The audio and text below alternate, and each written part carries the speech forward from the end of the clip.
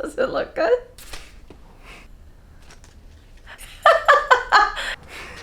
I don't know why I've always wanted to do that, just throw some money around. Today's video is going to be anything but throwing money around. It is my top 10 tips for saving more money. I am so passionate about many different things, not just fitness, and I wanted to share that with you on my YouTube channel. So I'm going to share some of my personal hacks that I used whilst in university to save money and some of the tips that I'm still using even now. I think that they are relevant for many different ages, and I hope that this video helps you.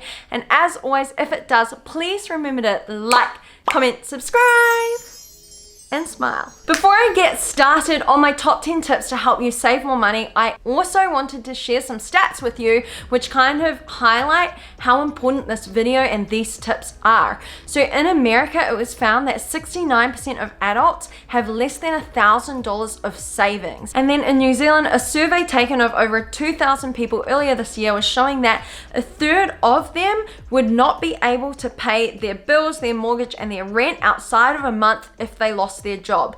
Following on from that, 1 in 3 were living from paycheck to paycheck, and 48% of New Zealanders spend more money than they earn. So these stats kind of really like sprung out to me, and it just kind of stressed to me how important it is to share any kind of tips I can to help you with your goals. My number one tip is going to be to have a clear goal. It's similar to fitness, right? We cannot expect to stick to anything if we don't actually know why we're doing it and what the kind of end goal is. So for some, it might be saving money to go on a holiday. For others, it might be to buy a house. For some, it might be that they're thinking the bigger picture of retirement or financial freedom.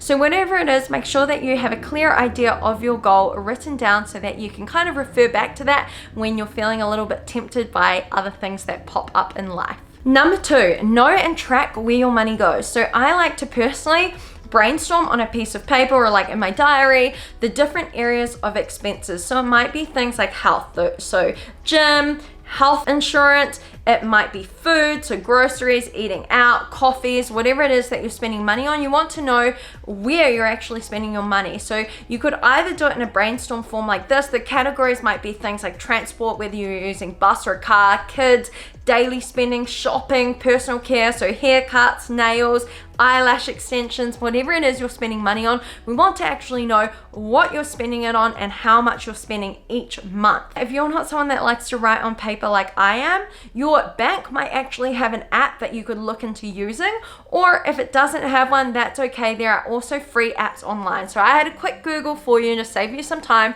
and I found a free app called Mint that you can track your expenses and your savings on, or you could just have a Google and find something that works best for you. I also know that there are a lot of free Excel templates out there. So if you're someone that likes to make Excel spreadsheets, then go crazy on that and track your spendings, track your savings so that you know where your money is going. Number 3, set a budget. So once you know what your expenses are, where you're spending your money, then you need to actually set a budget for those areas. How much money are you okay with spending on yourself each month, on your transportation, on your food each month, and get a good gauge of how much you're spending and how much you want to be spending, so you can kind of set a budget limit for it.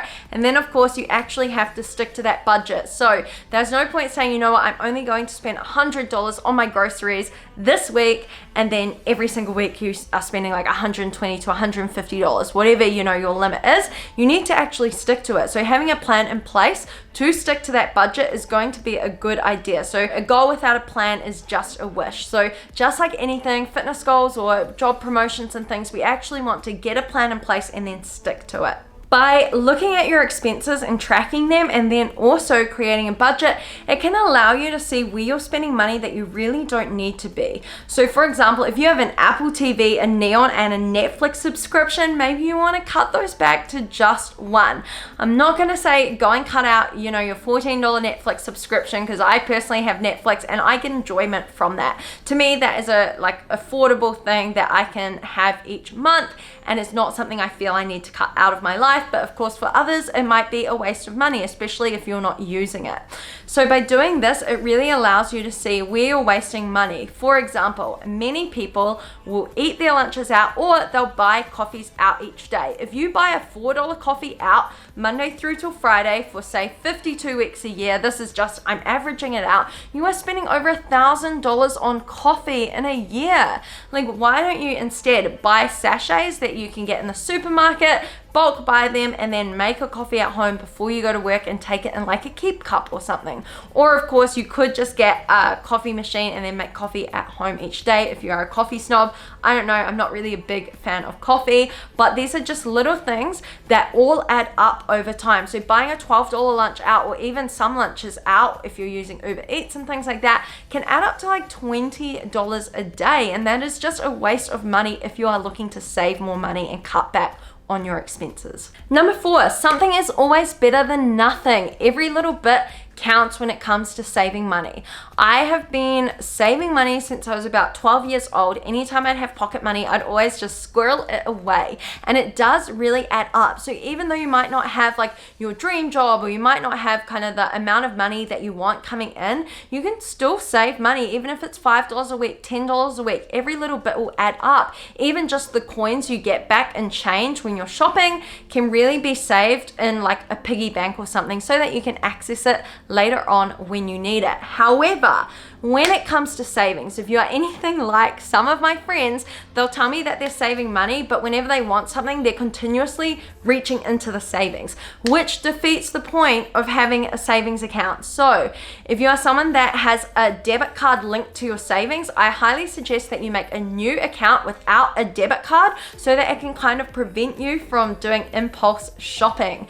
It is a really good way to kind of keep you out of the savings, to either have your savings account in a different bank or with a different bank, and to not have a debit card connected to that, so you can't access it. And if you do want to access it, you really have to go through a process of getting that money out again. Number 5, learn how to cope with stress without spending money. So for some people, they will reach to shopping, some people will reach for the nearest ice cream. A lot of people cope with stress in different ways. I personally would probably in the past have reached for food. I wouldn't go and spend money out of stress, but I do know that this is a serious issue for many people. So look at your stress management skills. There are lots of different things you can do that are free to limit your stress levels. A few things might be walking with friends, it might be laughing with family, it might be just spending some quality time with both family and friends, listening to soothing music, meditation, reading a book, chilling out with your partner on the couch, watching Netflix,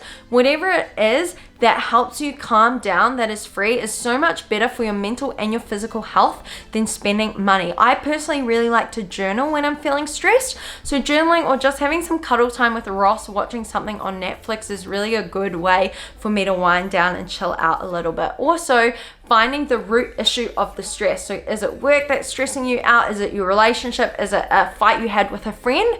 Instead of kind of going and spending money, I do recommend that you actually work out what the sole issue is and then work on fixing that, because spending money or reaching for an ice cream, whatever your crux is when it comes to managing stress, is only going to feel good for that split second, but it's not actually going to solve the issue long term. Number 6, be realistic. This is so relevant to a fitness journey as well as a savings journey. In regards to how do you set a goal for saving money, I mean, you have to actually set a realistic goal that is within your budget. For example, if you are making $400 a week and you set a goal of saving $1,000 in 2 weeks, it's not realistic. The math doesn't add up. So really think about, to me, this just is so simple, but for a lot of people out there, they'll go out to save a lot of money in a short amount of time, and then they'll find that, yeah, they're putting away a lot of money into their savings, but they're also reaching back into their savings to get the money out again and use it, which can leave you feeling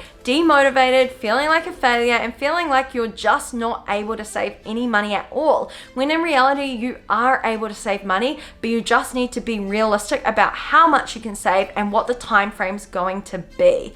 I personally like to set goals for monthly, how much I can save, and then I check in with myself at the end of the month to see how I'm going with that goal. So I do recommend that you stay patient and you just focus on bit by bit saving money and then not reaching back into that savings account to get it back out again. Number 7, automation. For anyone that has read the book Atomic Habits by James Clear, he talks about making it easy for whatever habit it is. So when it comes to saving money, we do want to make it easy. If you get a paycheck every 2 weeks or every month, instead of having to go into your online banking and move a certain amount of money into your savings, set it up automatically. So as soon as your payment goes into your account, it's automatically transferred a percentage of that to your savings account so that you don't even get the chance to miss the money.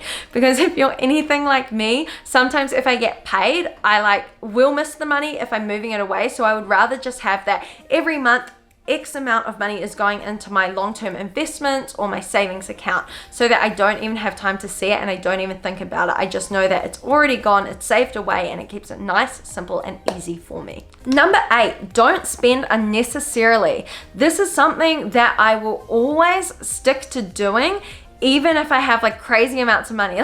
My parents aren't very well off, and I'm definitely not some millionaire or anything like that, but these are just tips that I have applied to my everyday life, and I'll probably continue to apply them to my everyday life moving forward. So in terms of not spending unnecessarily, what do I mean? I mean, if you have a credit card and you know that you've got debt and you're accruing interest on it, you are better off biting the bullet now and paying it off, so that you're going to save money later down the track in terms of not having to pay the additional interest on that debt. While it may be harder in the short run, it actually saves you money in the long run. So really think about what kind of things you are spending money on unnecessarily. For example, if you know you've got a car bill due, and if you pay it late, then you're going to have to pay more. Pay it on time, budget for that, and make it fit into your financial plan for the month. Me personally, I will always choose to pay for parking instead of waiting to see if I'll get a ticket, because you've got a 50-50 chance of getting a ticket or not getting a ticket, and then you're gonna have to pay more money. So I would rather just pay for the parking then and there. Just like credit cards. I personally have not got a credit card, and I don't intend to get one either, because I don't like the idea of paying for things that I can't afford and then having to pay more money for them in interest later on. So although saving money is a big thing, it's also about not spending money unnecessarily. I think this is a really important tip for many people to realize. If you have student loans and things like that, here in New Zealand, we are lucky enough to have them interest free as long as you live in New Zealand. So for something like that, I kind of just take my time to pay it off, because it's interest free and it doesn't really bother me. I'd rather just be saving and investing my money elsewhere. Number 9, proactively talk to your bank or even a financial advisor. I personally have been to a financial advisor to get help with, where to put my money, what kind of accounts to put the money into in terms of savings and investments and long-term investments. So that really helped me, and I do recommend that anyone that is having issues with their money or have questions about finances to speak to a financial professional. Of course, this is just a video of my top tips that have personally helped me, but you know what, you can call up your bank and you can go chat to them for free. I know in New Zealand it's free anyway. I don't know about the rest of the world, but you could just have a chit chat to them about what accounts are going to be best for you to put your savings into, what has the best interest rate, what is best for you long term, short term, and just kind of work with a financial professional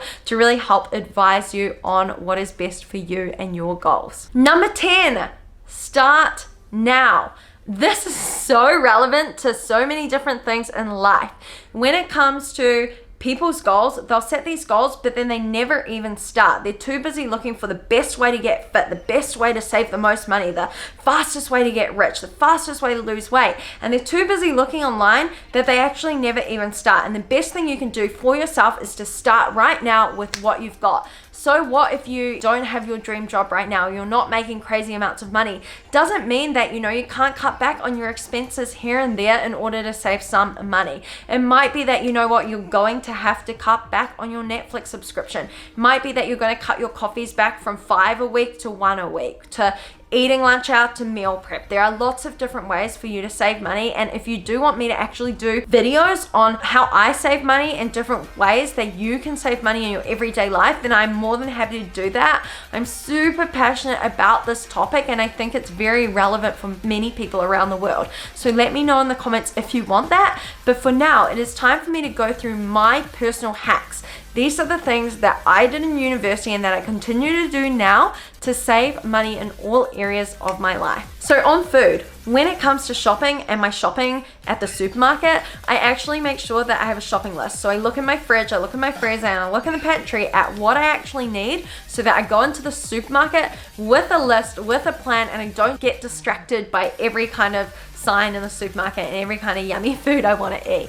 So I am very specific about my shopping when it comes to the supermarket. Also in the supermarket, a saving hack, I like to go for frozen fruit and frozen veggies instead of the fresh ones. Not all the time, you know what, if the fresh fruit's on sale, of course I'm going to get that. I love fresh strawberries, but like I spoke about a few weeks ago, and blueberries were $12.50 a punnet when they were $10 for a massive bag of frozen blueberries. So you know what, it makes sense to get the $10 bag instead of the $12.50 punnet of fresh blueberries, which would, let's be honest, be gone in 5 minutes. So these are little hacks I use when it comes to supermarket shopping. You can also shop in bulk. If something's on sale, I will buy extra. So if the meat was on sale, I would buy extra, put it in the freezer, and save it to use another week. So there are a lot of tips when it comes to eating healthy, and I'm happy to do another video on that because it's a whole different video when it comes to shopping on a budget and eating healthily. When I was at university, I applied those tips to my groceries, but also at university, I cut costs on transport.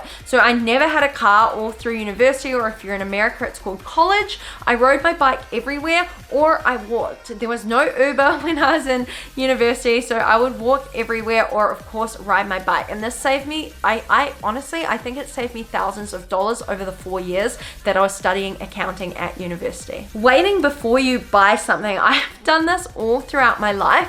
If I really want something, I make myself delay it. It's like delayed gratification. So I think, do I really want this? And if I do, well then I'm happy to wait a week for it. And if I don't still want it in a week, then I obviously don't want it enough. So I usually do this for anything, whether it's clothing, whether it's shoes, whether it's an iPhone. For the new iPhone, I did really want it because my one has been broken for a while, and it's honestly taken me like all year to convince myself that when the new one comes out, I'm gonna get it. And so I have placed a pre-order for my birthday present, but that is something I've literally waited months for before deciding to bite the bullet and get it. And it's not for me an unnecessary expense because my one's actually like breaking, so it's okay. But everyone has different kind of priorities on where they want to spend their money, and it just depends on whether you want or need something. So really take time to reflect on what you're looking at buying. One, do you want it or do you need it? Speaking of shopping and spending money, I used to do this thing, and I'm sure it's relatable. Let me know in the comments if you've ever done this before. But you'll go out shopping and you'll see a cute dress and it's $40 instead of $80. So you're like, oh my gosh, I'm saving $40 because the dress is $40 and it's down from $80. It's 50% off. But realization, if you have $100 in your bank and the dress is 50% off at $40 and you spend $40, 100 take away $40, you have $60 in your account. You haven't saved money, you just spent money. You spent $40. This took me some time to realize because I honestly used to always say, oh, it's on sale, so I'm saving money. Well, yeah, you are saving money if you were going to buy that product anyway. Like if you needed a new laptop and the laptop's on sale and your laptop's broken, you actually physically need a laptop for college and it's on sale, then yes, you are saving money. But if you are walking down the street and you see something that just happens to be on sale and you decide to buy it thinking you're saving money, you're not saving money, honey, you are spending it. Spending money on drinks. This is something I pretty much never do. So I don't buy water when I'm out. I always just drink like tap water. I have my shaker with me everywhere I go, and I pretty much never buy coffees out. I'm not going to say never, but yeah, pretty much never. If I go out for brunch, I usually just have tap water. I don't have sparkling water. I just think that spending money on drinks is just a waste of calories, but also a waste of money. So I personally would rather drink water, and if I want to have like a hot chocolate or something, I just have a sachet at home, and I enjoy that just as much as I would getting one out at like a coffee shop. Stop trying to look rich. So when I was in high school, I was kind of like in the popular group, and all the girls would always wear the newest brands and all their parents would buy them the clothes that they wanted. But my parents weren't really like that. We don't have, I mentioned before, we don't have like a lot of money. So I've been very good at learning to save money and not spend money on expensive brands and things like that. So fortunately now, of course, with growing social media and things like that, I have been very grateful to receive some of the parcels that I do receive from incredible companies over time. But in general, when it comes to spending money on brands and things, like I could not care less if a top was from like Kmart, Walmart, because at the end of the day, like it's just clothing and it's probably all made in the same place. You look good in whatever you wear as long as you wear it with a smile and some confidence. So honestly, when it comes to brands, like if it's $10 for a t-shirt or $60 for a t-shirt, you better believe I'm going for the $10 t-shirt. Another thing when it comes to clothing, I love Marketplace on Facebook, the app Carousel, and any other kind of selling website. I love selling my stuff. It's kind of a passion of mine to be able to clear out the apartment and sell things. And Ross gets on the same buzz as me. Sometimes in the weekends, we'll look at what we've got in the apartment and we'll say, oh, what can we sell? And we just list all the stuff online to sell. So whether it's clothing, it's shoes, it's anything that you're not using in your house or in your apartment, try and list it up to sell, or even have a little garage sale to get rid of stuff. It might even be that you just say to your friends like, hey, look, I'm selling a few of these dresses. If anyone wants them, they're XYZ price, and just sell them off. It feels so freeing to just empty out your wardrobe and actually get a bit of cash back for the stuff that you have. I have at times when I wanted to go on a holiday when I was at university, I would just list everything that I had for sale on like Facebook Marketplace, or in New Zealand we have a website called Trade Me, and sell it all off in order to pay for a trip to go to Australia and just chill by the beach. That to me kind of shows the priorities I have. Travel for me is something that brings me true joy, whereas buying a $500 pair of shoes or a handbag doesn't appeal to me whatsoever. Lastly, a few key things when it comes to the money that I have coming in and how I actually save it. I do like to do what I said earlier about automizing everything in terms of where my money goes once it gets into my account. So I automatically put stuff into my investment funds and my savings before I even see it go into my account. It's already cleared out of there. And also I am very big on making sure that I write down how much money I am spending and how much money I am saving each month. And I do this physically with a pen and paper in my diary, so that each month I get that satisfaction of seeing if I'm on track or not. It's just the same as how I track my habits for my fitness journey. Exactly the same. When it comes to anything, whether it's building a business, saving money, achieving your fitness goals, having yourself held accountable to your goals, and having a plan in place are all such important aspects of this journey. As you can see, I am so passionate about this topic. I feel like I could talk about it all day long, but I'm going to end the video here now. If you do want more advice videos like this, please let me know. Honestly, these are just my own personal tips and tricks that have helped me, and I hope that it helps at least one of you out there. Another video I really wanted to do is how to kind of like shop on a budget and go grocery shopping and eat healthy on a budget, stay healthy on a budget, and that kind of thing that ties into the fitness side. But if you do really want me to do more videos like this, please drop it in the comments below, because I would love to get some feedback about, you know, if you apply any of these tips to your life and if they help you. So for now, I will say goodbye and I'll catch you in the next video.